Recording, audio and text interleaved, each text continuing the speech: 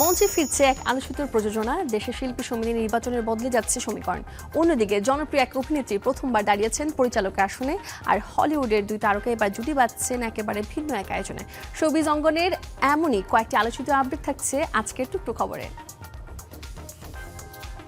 ঢাকার মঞ্চে প্রায় ৩ বছর পর ফিরছে হৃদমঞ্চ প্রযোজিত নাটক হ্যাপি ডেজ।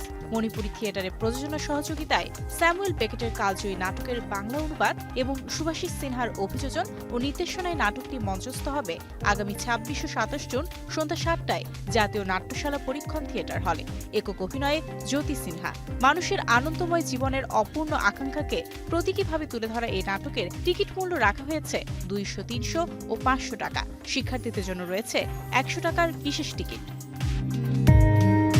সভাপতি পদ থেকে সরে দাঁড়ালেও আসন্ন বাংলাদেশ চলচ্চিত্র শিল্পী সমিতি নির্বাচনে আরমান মুক্তি প্যানেলের মনোনয়নপত্র জমা দিতে এফডিসিতে উপস্থিত হয়েছেন বাপ্পারাজ। তিনি জানান, পারিবারিক ও ব্যবসায়িক ব্যস্ততার কারণে নিজে নির্বাচন করছেন না, তবে শুরু থেকেই গড়া নিজের প্যানেলের পাশে আছেন। এ সময় সাধারণ সম্পাদক প্রার্থী রুমানা ইসলাম মুক্তি বাপ্পারাজকে ধন্যবাদ জানিয়ে বলেন, তার উপস্থিতি প্যানেলকে অনুপ্রাণিত করেছে। বাপ্পারাজের পরিবর্তে সভাপতি পদে প্রতিদ্বন্দ্বিতা করছেন আরমান। আগামী ৩ জুলাই এফডিসিতে অনুষ্ঠিত হবে শিল্পী সমিতির ২০২৬ থেকে ২৮ মেয়াদের নির্বাচন।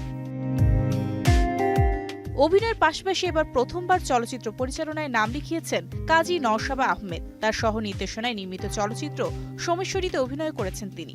মধ্যনগর ও আশেপাশের এলাকার প্রকৃতি ও জীববৈচিত্র্যকে কেন্দ্র করে নির্মিত সিনেমাটি দলীয় উদ্যোগে তৈরি হয়েছে, যেখানে স্থানীয় মানুষরাও অভিনয় করেছেন।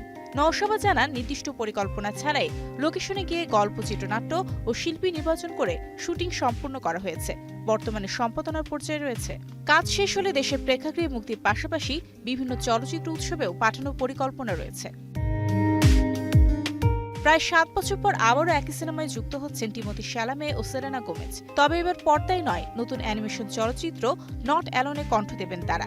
ইলুমিনেশনের প্রযোজনায় নির্মিত সিনেমাটিতে টিমোথি প্রথমবারের মতো অ্যানিমেশন চরিত্রে কণ্ঠ দিচ্ছেন। তিনি জো নামের এক রকেট মেকানিকের চরিত্রে, আর সেলেনা কণ্ঠ দেবেন উদ্ভিদ জ্বালানি চালিত রকেট নির্মাতা বিজ্ঞানী ফ্রানের চরিত্রে। আগামী বছরের ১৬ এপ্রিল মুক্তির অপেক্ষায় রয়েছে সিনেমাটি। এভাবেই মঞ্চ, সিনেমা আর তারকাদের অঙ্গনে প্রতিদিনই যোগ হচ্ছে নতুন নতুন খবর। আরও সব বিনোদন আপডেট নিয়ে আবারও দেখা হবে আগামী পর্বে।